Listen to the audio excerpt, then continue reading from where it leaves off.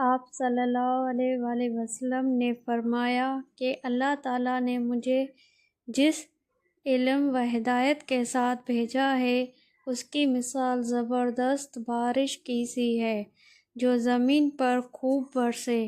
بعض زمین جو صاف ہوتی ہے وہ پانی کو پی لیتی ہے اور بہت بہت سبز اور گھاس اگاتی ہے، اور بعض زمین جو سخت ہوتی ہے وہ پانی کو روک لیتی ہے۔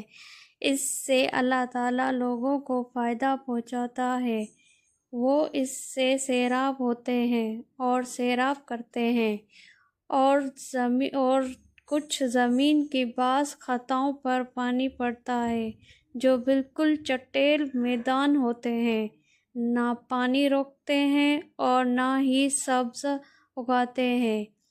تو یہ اس شخص کی مثال ہے جو دین میں سمجھ پیدا کرے اور نفع دے اس کو وہ چیز جس کے ساتھ میں مبعوث کیا گیا ہو۔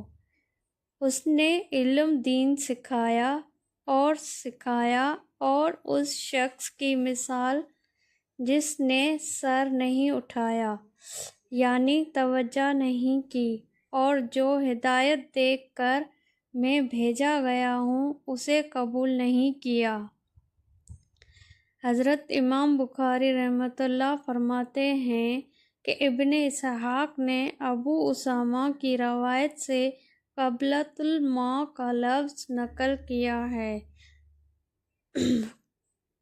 کا